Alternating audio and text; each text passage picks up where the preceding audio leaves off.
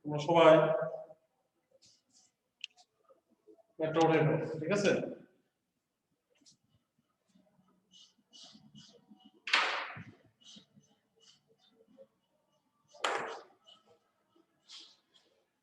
প্রশ্ন দেওয়া আছে জিঙ্ক টু প্লাস দুইটা সমান্তরাল তার, সিলভার প্লাস সিলভার, পুষ্টি দুটি তড়িৎ দ্বারের প্রমাণ বিজারণ বিভব যথাক্রমে মাইনাস 0.76 ভোল্ট ও প্লাস 0.799 ভোল্ট করে প্রমাণ কোষ বিভব অথবা পুষ্টি ইএমএফ নির্ণয় করো। আমি গতকাল তোমাদের একটা কোষের কোষ বিভব, তড়িৎ চালক বল বা কোষের ইএমএফ যেটাই বলো না কেন ওটা কিন্তু গত ক্লাসে আমি নির্ণয় করছিলাম, ঠিক আছে? তো আজকে আমি ওই সূত্রটা অ্যাপ্লিকেশন করব, সূত্রটার প্রয়োগ তোমাদেরকে দেখাবো, ঠিক আছে? দেখো আমরা জানি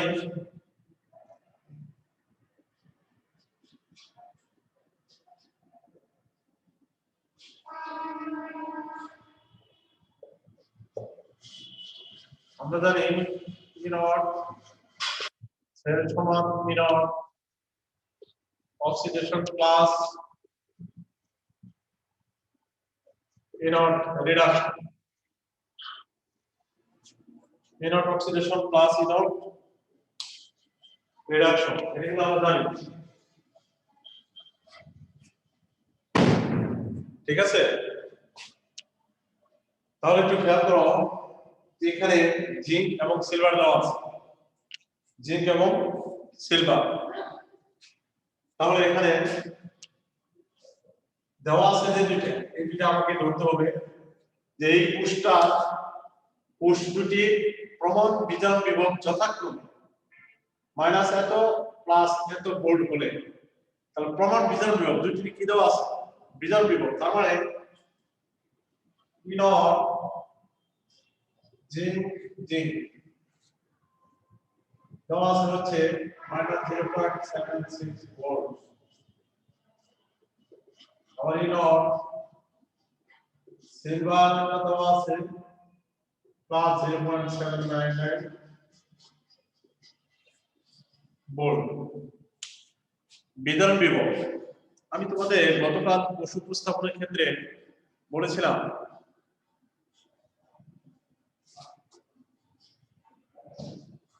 লাইট অন করলে ভালো দেখা যাবে। আচ্ছা ঠিক আছে, থ্যাংক ইউ। আমি একটু লাইটিং সিস্টেমটা দেখার চেষ্টা করছি।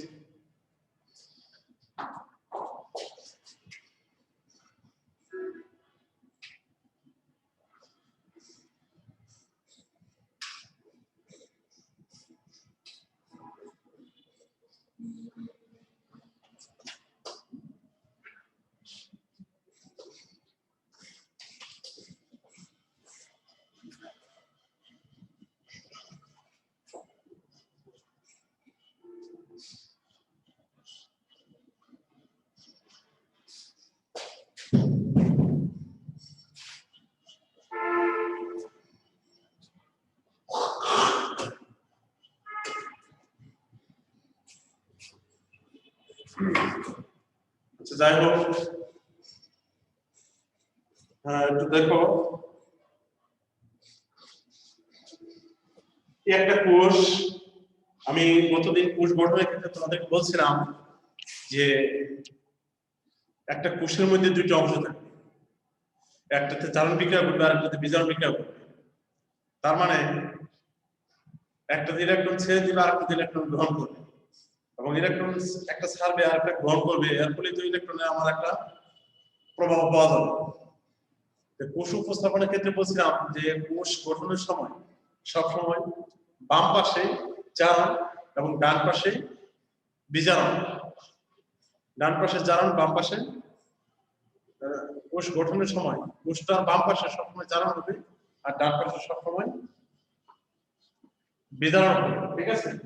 ইজিতে আমি লিখছি দেখো জিঙ্ক থেকে জিঙ্ক টু প্লাস, তার মানে এখানে জারণ করছে আমি যেহেতু তোমাদেরকে আগেই বলেছিলাম জারণ বিক্রিয়ায় সবসময় জারণ মান বৃদ্ধি পায়, বিজারণ বিক্রিয়ায় সবসময় জারণ মান হ্রাস পায়।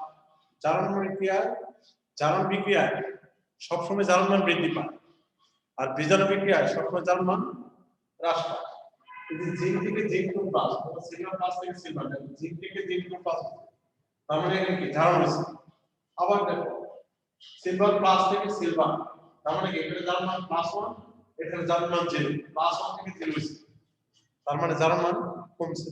তার মানে একটা কোষে বাপাটা সবসময় জারণ থাকবে, ডানপাশে সবসময় বিজারণ থাকবে। এখানে দেখো প্রশ্নে দেওয়া আছে দুইটি বিজারণ বিভব, দুইটি কি দেওয়া আছে বিজারণ বিভব, কোষটির দুটি তড়িৎ ধারের প্রমাণ বিজারণ বিভব চর্চা করে একটা গুরুত্বপূর্ণ। তাহলে একটু খেয়াল করো যে দুইটি বিজারণ বিভব দেওয়া আছে, তার মানে দুইটিকে আমাকে দেখো জিঙ্ক 2 প্লাস থেকে জিঙ্ক কত হয়েছে 0, যার মানে যেহেতু কমছে এখানে জিঙ্ক 2 প্লাস থেকে জিঙ্ক 0 হয়েছে, তার মানে যার মান 2 এর কমে গেছে। এখানে সিলভার প্লাস থেকে সিলভার 0 হয়েছে, তার মানে +1 থেকে 0 হয়েছে, তার মানে এখানে কমছে। আমার প্রশ্ন দেওয়া আছে বিজারণ বিভব, দুইটি কি দেওয়া আছে বিজারণ বিভব, আমি জাস্ট দুইটি বিজারণ বিভব আকারে এখানে লিখছি, ঠিক আছে। এখন দুইটি বিজারণ বিভব হলেও তোমার আলটিমেটলি একটা কোশ্চেনের মধ্যে একটা হবে জারণ, আরেকটা হবে কি বিজারণ, একটা হবে জারণ, আরেকটা কি হবে বিজারণ। তাহলে এখানে আমার যেহেতু জিঙ্কের জারণ ঘটবে আর সিলভারের বিজারণ ঘটবে, কোশ্চেনের মধ্যে বলে দিছি যেহেতু কোষের বাম পাশে জারণ অন্তঃকোষ, ডান পাশে বিজারণ অন্তঃকোষ আছে, তার মানে বাম পাশে যেটা আছে এটা জারণ ঘটবে, তারপরে এটা বিজারণ ঘটবে। বাট দুইটি দেওয়া আছে কি বিজারণ বিভব, দুইটি কি দেওয়া আছে বিজারণ বিভব। এখন দেখো জিঙ্কের জারণ ঘটবে, এখানে দেওয়া আছে কি জিঙ্কের জারণ ঘটবে, এখানে দেওয়া আছে প্রশ্ন দেওয়া আছে বিজারণ। তাহলে আমি এটা কিন্তু এইভাবে লিখতে পারি যে আমার হবে তো এরকম E not zinc 2 plus plus E naught silver plus silver, এটাই তো হওয়ার কথা নাকি, ই নট জিঙ্ক থেকে zinc 2 plus plus E naught silver plus থেকে সিলভার। তাহলে এখানে দেখো যে এখানে জিঙ্কের জারণ বিভব আর এখানে হবে কি দেওয়া আছে বিজারণ বিভব, তাহলে আমি ওটিপি যদি এইভাবে লিখি -0.76, তাহলে হবে প্লাস 0.799,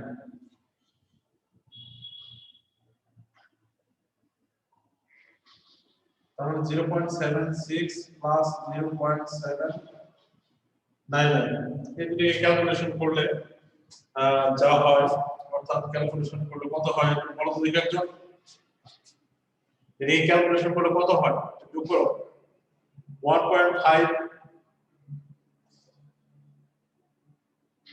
কত একটু দেখো তো দেখি, দেখো চ্যাট বক্সে লিখে দিই, চ্যাট বক্সে লিখে দিই 1.559 এত ভোল্ট। হ্যাঁ দেখো একটু খেয়াল করো সবাই যে এখানে সবাই একটু লেখাটা শেষ করো, লেখা শেষ করলে আমি প্রথম থেকে আবার বুঝাই দিচ্ছি।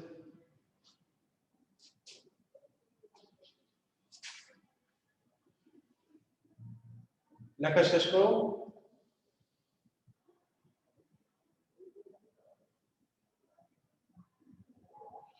আচ্ছা একটু খেয়াল করো তোমরা সবাই, একটা কোষ দেওয়া আছে, কোষের কোষ বিভব যখন আমি নির্ণয় করব, আমি গত ক্লাসে তোমাদেরকে বলেছি যে একটা কোষের কোষ বিভব বা ইএমএফ সেটা জারণ বিভব এবং বিজারণ বিভবের সমষ্টি।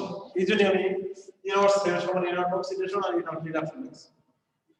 যেহেতু কোষের বাম পাশে জিঙ্ক থেকে জিঙ্ক 2 প্লাস মানে বাম পাশে জারণ, ডান পাশে বিজারণ লেখা আছে, আমি এইভাবে লিখছি। জিঙ্কের হবে হচ্ছে জারণ, প্রশ্নে দেওয়া আছে জিঙ্কের বিজারণ, জিঙ্কের হবে কি জারণ আর প্রশ্নে দেওয়া আছে বিজারণ বিভব। তাহলে বিজারণ বিভবটাকে যদি আমি জারণ বিভব হিসেবে লিখতে চাই, অথবা জারণ বিভবকে যদি আমি বিজারণ বিভব হিসেবে লিখি তাহলে তার আগে মাইনাস চিহ্ন ব্যবহার করব। জারণ বিভবটাকে বিজারণ বিভব হিসেবে অথবা বিজারণ বিভবটাকে জারণ বিভব হিসেবে যদি লিখি তাহলে তার আগে মাইনাস চিহ্ন দিতে হবে।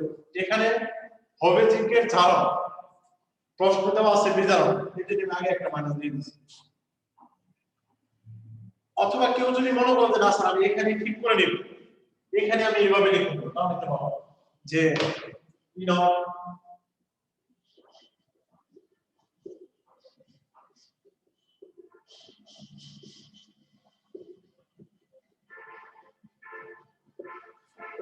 লিখে নিলাম, তারপরে মান আমি এখানে বসে দিতে পারি, ওখানে লিখে আমি এখানে বসাতে পারি, আবার এখানে আমি চেঞ্জ করতে পারি। ক্লিয়ার? এই অঙ্কটা বুঝো নাই এমন কেউ আসলে থাকলে হ্যান্ড রেজ করো, আমি তোমার সাথে কথা বলবো। যে কেউ এই অঙ্কটা যদি না বুঝে থাকো হ্যান্ড রেজ করো।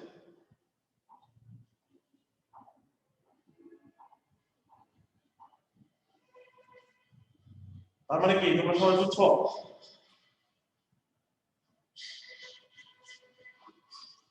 আচ্ছা ঠিক আছে, আমি পরবর্তীতে আরেকটা অঙ্ক দিচ্ছি।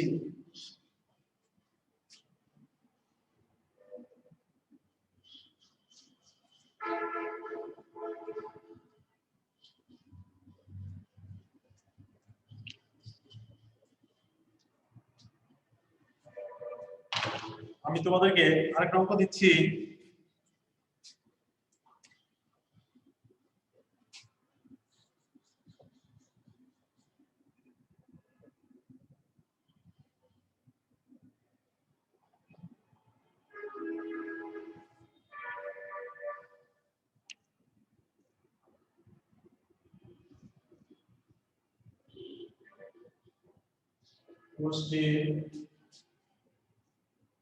পুষ্টি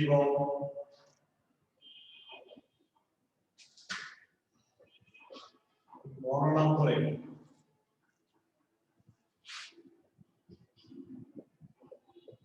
পুষ্টির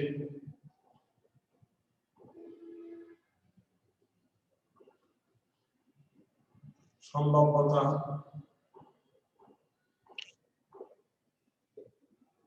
যাচাই করো।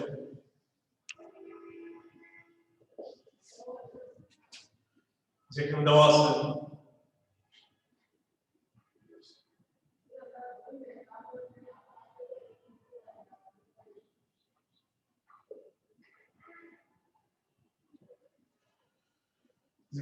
আছে CO2 plus CO 0.34 volt,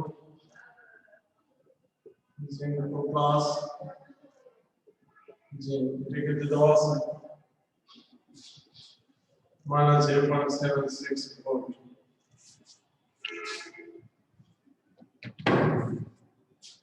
এখানে প্রশ্নে কপার টু প্লাস দুইটা প্যারালাল দাগ, এই প্যারালাল দাগকে বুঝাইছিলাম প্রতিদিন যে কোষ উপস্থাপনের ক্ষেত্রে যদি দুইটা অর্ধকোষ একটা রেখা দ্বারা যুক্ত থাকে তাহলে তোমাকে বুঝতে হবে যে অর্ধকোষ দুইটা প্রত্যক্ষভাবে সংযুক্ত আছে, আর যদি দুইটা প্যারালাল রেখা দ্বারা যুক্ত থাকে তাহলে বুঝতে হবে যে এটা লবণ ক্ষেত্র মাধ্যমে যুক্ত আছে। ঠিক আছে, আর একটু খেয়াল করো যে পুষ্টির সম্ভাব্যতা যাচাই করে এখানে লিখছি কপার থেকে কপার টু প্লাস দুইটা খাদা জিঙ্ক টু প্লাস থেকে জিঙ্ক পুষ্টির বিভব গণনা করে পুষ্টির সম্ভাব্যতা যাচাই করে।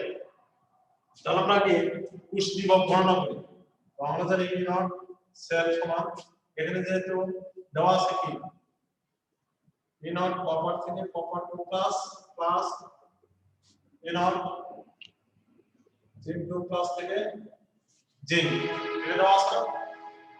আর প্রশ্ন দেওয়া আছে কি এটা জারণ করবে আর এটা কি করবে বিজারণ, এটা জারণ করবে আর এটা করবে বিজারণ। তার মানে আর প্রশ্ন দেওয়া আছে হচ্ছে কপার টু প্লাস কপার সমান plus 0.34 volt zinc two plus zinc দেওয়া আছে 0.76 ভোল্ট। এখানে দেখো কপারের একটি কি এই কোষ অনুযায়ী কপারের হবে জারণ, প্রশ্ন দেওয়া আছে বিজারণ, তার মানে আগে একটা মাইনাস চিহ্ন দিয়ে বের করতে হবে। প্লাস পুষ্টি হবে দেওয়া আছে বিধান, প্রশ্ন দেওয়া আছে বিধান, আর যা ভিতরে যা আছে তাই বসে।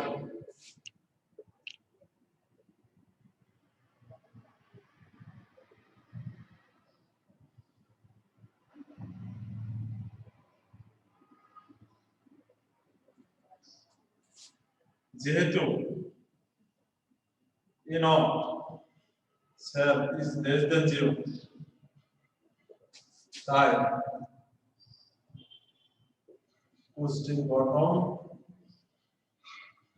সম্ভব নয়।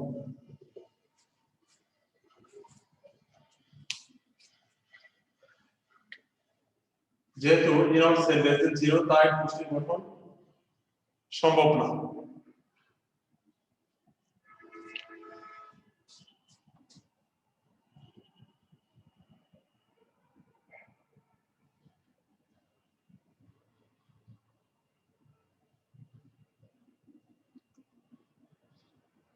লেখা শেষ হয়ে গেলে একটু হ্যান্ড রেজ করো।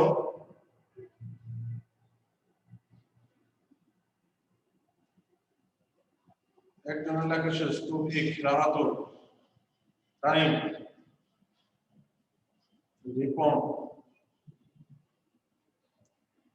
আশিক। আচ্ছা যাই হোক, অনেকেরই লেখা শেষ। ঠিক আছে, থ্যাংক ইউ। হ্যাঁ ঠিক আছে, অনেকেরই লেখা শেষ। হ্যাঁ তোমরা সবাই হ্যান্ড লো করো। এখন তোমরা একটু বলবা যে আমি যে এই অঙ্কটা করাইলাম, এখানে কারো কোনো কোশ্চেন আছে? যে কেউ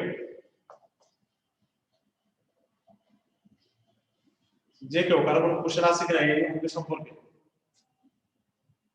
তোমরা কেউ কোশ্চেন না করলে তাহলে কেমনে বুঝবো যে তোমরা বুঝতেছো কিনা, নাকি সবাই বুঝে যাচ্ছ?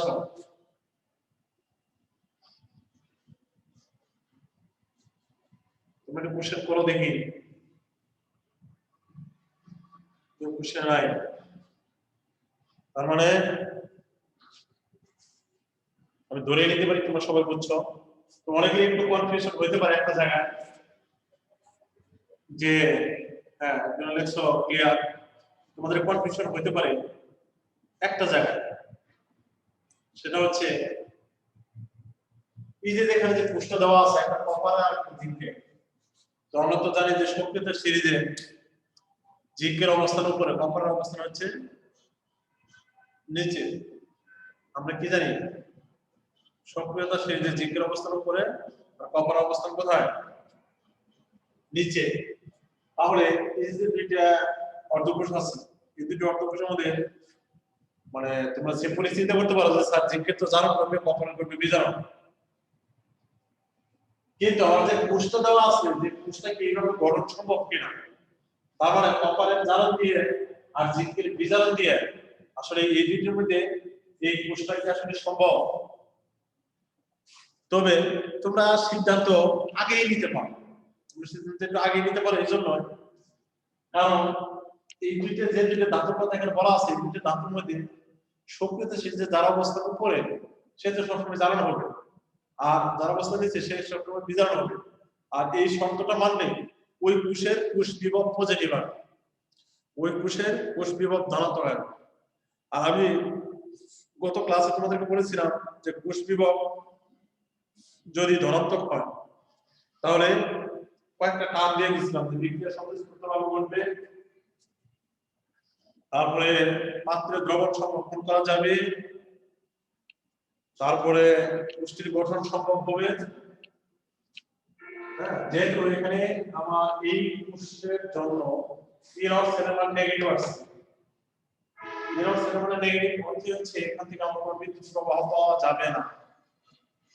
তো যদি বলা হয় যে পুষ্টির গঠন সম্ভব কিনা, এখানে হয়তো কেউ মনে করতে পারো যে স্যার পুষ্টি গঠন সম্ভব হয়েছে, যে আলেক্সান্ডার পুষ হয়েছে,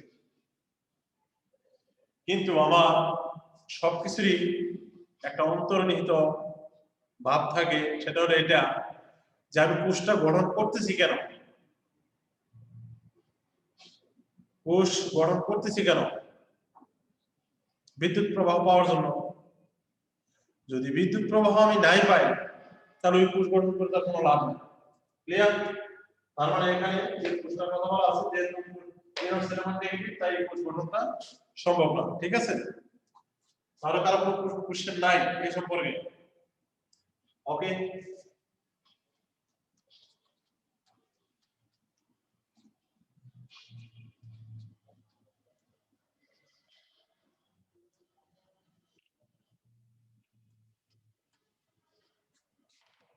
তারপর দেখো আমি আরেকটা অঙ্ক দিচ্ছি।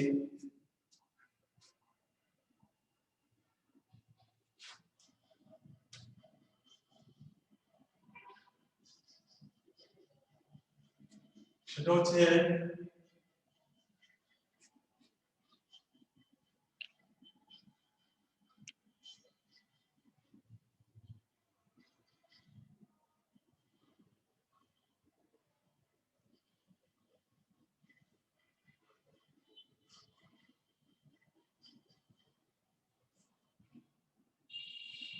তোমরা একটু আমার সাথে একটু লিখে নাও।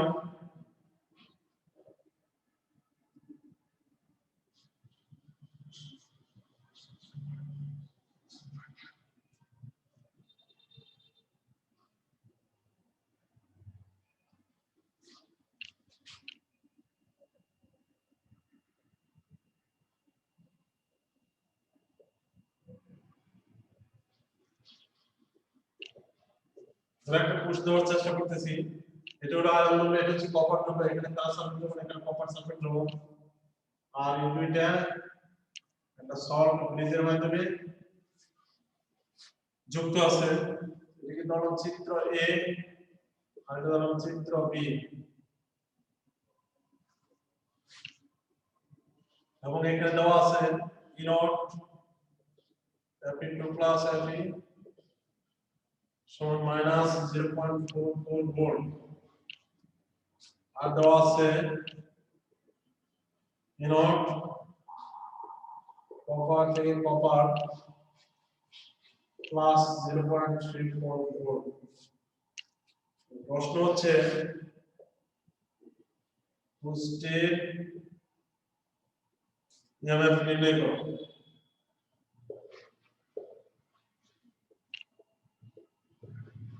পুষ্টির ইএমএফ নির্ণয় করো। কোশ্চেন 2 হচ্ছে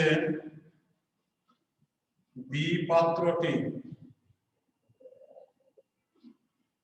Fe আয়রন নির্মিত হলে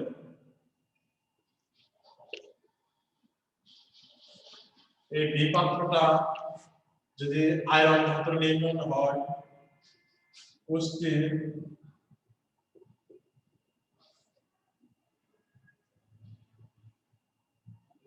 দীর্ঘ সময়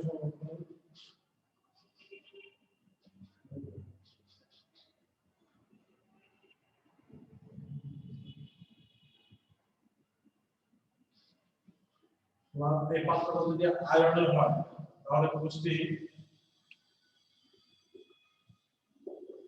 দীর্ঘ সময়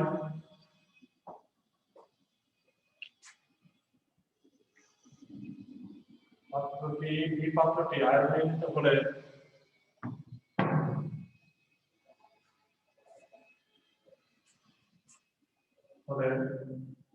দ্রবণটি দীর্ঘ সময়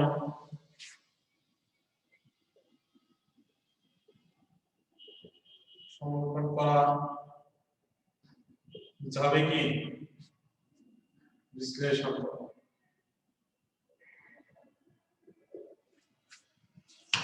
ধরো এখানে আমি একটা কোর্স দিছি, তোমরা একটু কোশ্চেনটা লেখা শেষ করো, সবাই কোশ্চেনটা লেখা শেষ করো, তারপর আমি আবার শুরু করতেছি। সবাই কোশ্চেন লেখা শেষ করো।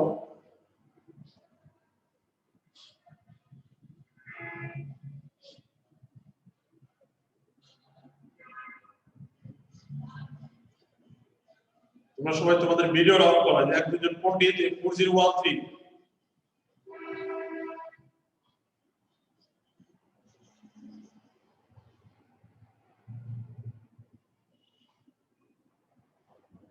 সবাই ভিডিও অফ করো।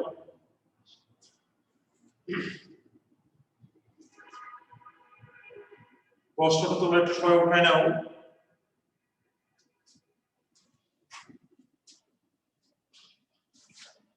তোমাদেরকে ভিডিও অফ করতে বলছি, ভিডিও অফ করো, অফ। তোমরা ভিডিও অফ করো।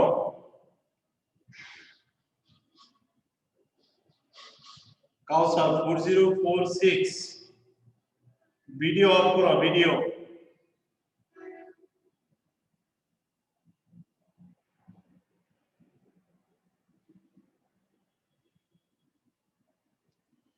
তোমাদেরকে ভিডিও অফ করতে বলছি, অফ ভিডিও।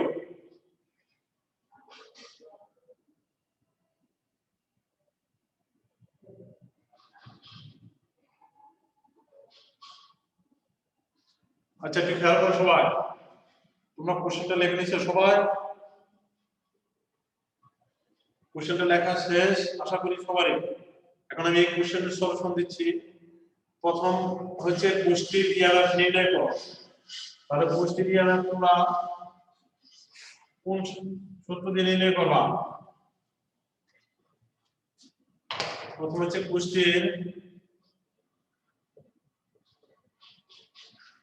ইআরএফ নির্ণয়।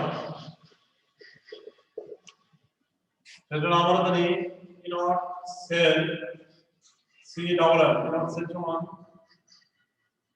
ই naught oxidation plus E naught reduction, E naught oxidation plus E naught reduction. তাহলে এখানে ই নট অক্সিডেশন কার হবে? এই যে কোষটা দেওয়া আছে আয়রনের জারণ করবে, তাহলে ই নট Fe2 প্লাস থেকে Fe plus E not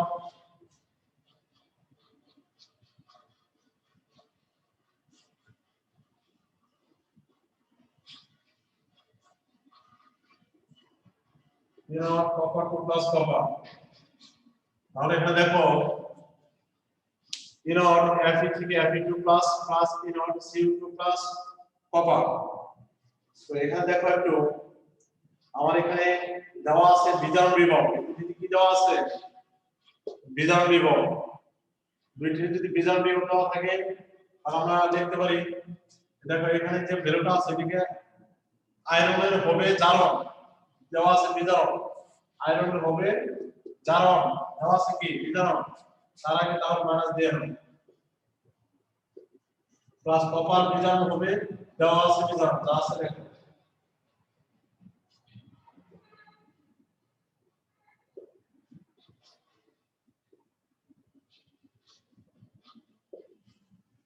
0.78 volt. মা কোষের ইএমএফ নির্ণয় হয়ে গেছে 0.78 ভোল্ট। এইটুকুতে কারো কোনো প্রবলেম আছে কিনা বলো?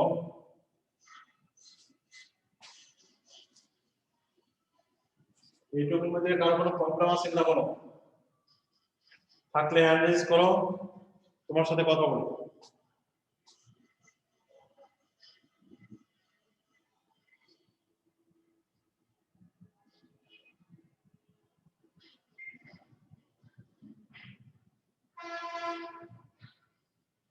আশা করি কারো কোনো কোশ্চেন নাই নাকি?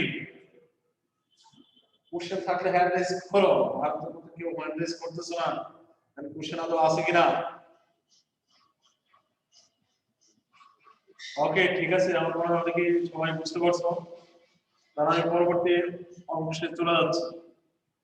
পরবর্তী কোশ্চেনটা ছিল আমার যে বি পাত্রটা আছে, এই বি পাত্রে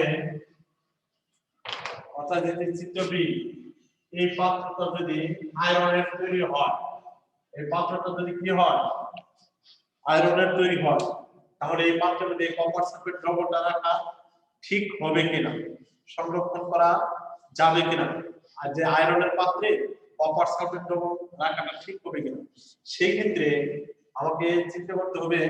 আমি দুইটা লাইন মনে হয় একটা লাইন দিয়েছিলাম, যে সেদিন একটা লাইন দিয়েছিলাম যে পাত্রকে সবসময় অ্যানোড ধরতে হবে। কি ধরতে হবে? পাত্রকে সবসময় অ্যানোড ধরতে হবে। পাত্রকে অ্যানোড ধরলে আর একটা অটোমেটিক্যালি যে দ্রবণটা হবে অটোমেটিক্যালি ক্যাথোড হয়ে যাবে। ঠিক আছে, পাত্রকে অ্যানোড ধরতে হবে। আমি সেদিন হয়তো এটা ব্যাখ্যাও দিয়ে দিছিলাম যে পাত্রকে অ্যানোড না ধরে অনেক সময় পাত্রকে ক্যাথোড ধরেও করা যাবে, সেই ক্ষেত্রে ভ্যালু চেঞ্জ হয়ে যাবে।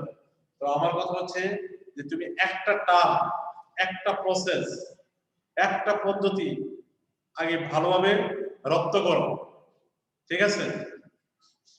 যেমন আমাদের একটু করি, বিশ্বের এই যে ক্রিকেট খেলায় অনেক ব্যাটসম্যান আছে, ঠিক আছে, যে সে লেগে মানে অনেক স্ট্রং, লেগে অনেক স্ট্রং, সে বল আসলে লেগে পারে, দেখবা অফের একটা বল ওটিকে টাইনে আগে যায় লেগে পারে, তার মানে কি তার লেগের প্রতি কনফিডেন্ট আছে যে লেগের শট দিলেই বাউন্ডারি হয়ে যাবে, ঠিক আছে?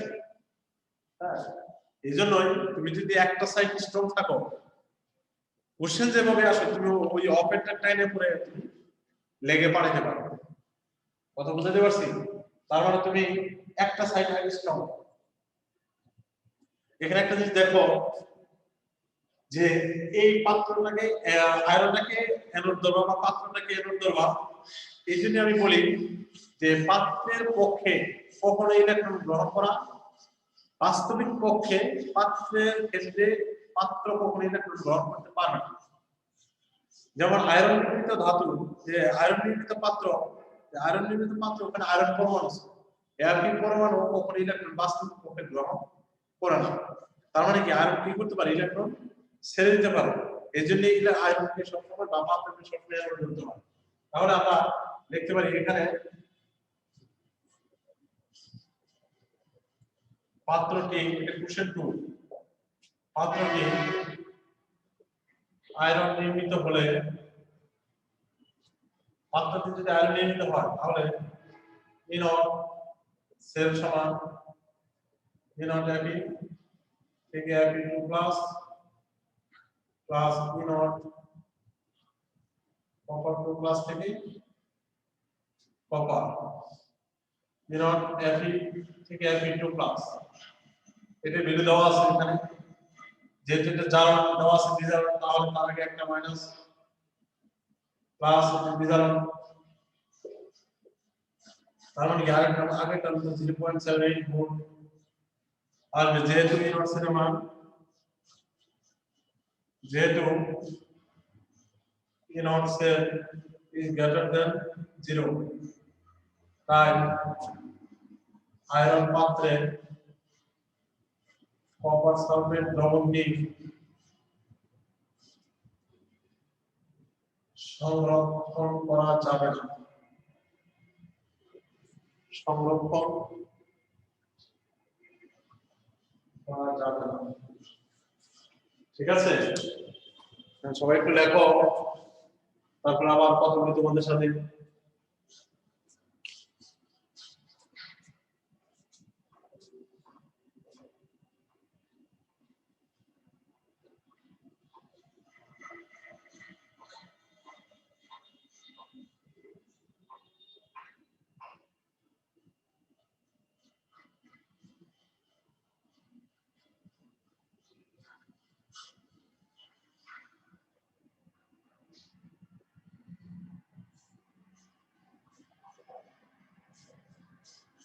যেহেতু E naught cell is greater than 0, তাই আয়রন পাত্রে কপার সালফেট দ্রবণটি সংরক্ষণ করা যাবে না।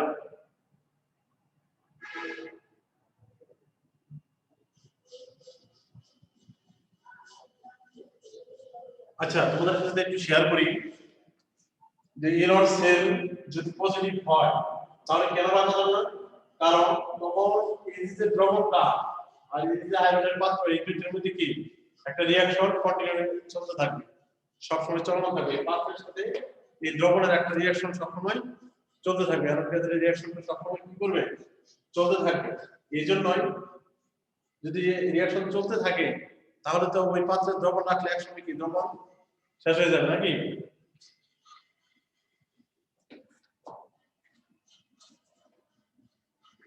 ঠিক আছে, থ্যাংক ইউ। এখন একটু লিখে দিছিলাম যে স্যার মাইনাস ব্র্যাকেটে মাইনাস 0.4 বলবো, আমি আসলে উত্তরটা লিখে ফেলছি, এখানে মাইনাসটা দেওয়া আছে, উত্তর একটু লিখে নাও, মাইনাস ব্র্যাকেট মাইনাস 0.44, ঠিক আছে? যেহেতু আয়রন যদি পাত্রটা আয়রনের হয় তাহলে আয়রনের পাত্রে কপার সালফেট রাখলে বিক্রিয়া স্বতঃস্ফূর্তভাবে ঘটতে থাকে। আর বিক্রিয়া যদি স্বতঃস্ফূর্তভাবে ঘটে তাহলে আয়রন পাত্রে কপার সালফেট দ্রবণটা রাখা ঠিক হবে না, কারণ বিক্রিয়া চলতে থাকলে এক সময় পাত্রটা কি হবে, পাত্রী হয়ে যাবে, মানে ক্ষয় হয়ে যাবে নাকি, পাত্র পাত্রী হয়ে যাবে, ক্ষয় হয়ে যাবে। হ্যাঁ, আচ্ছা যাই হোক, তোমাদের এখন কাজ হবে আগামী ক্লাসে এই রিলেটেড যে ম্যাথগুলি আছে, যার কাছে যে বই আছে ওই বই মিনিমাম 5টা করে ম্যাথ করবা তোমরা। কয়টা করে? মিনিমাম 5টা করে তোমরা ম্যাথ করবা, ঠিক আছে? 5টা করে ম্যাথ করলেই আশা করি এই কনসেপ্টটা তোমার ক্লিয়ার হয়ে যাবে। 5টা করে ম্যাথ করবা মিনিমাম। আর আগামী ক্লাসে আমি নতুন টপিক নারস্টের সমীকরণ, নারস্ট এটি শুরু করব, এবং প্রমাণ অবস্থা ছাড়া অন্য কোনো অবস্থায় থাকলে কিভাবে কোষ বিভাগ নির্ণয় করা হয় ওই নারস্ট সমীকরণ ব্যবহার করে আমরা করতে পারবো। তাহলে তোমাদের কাজ হলো এই 5টা ম্যাথ করবা আর নারস্টের সমীকরণটা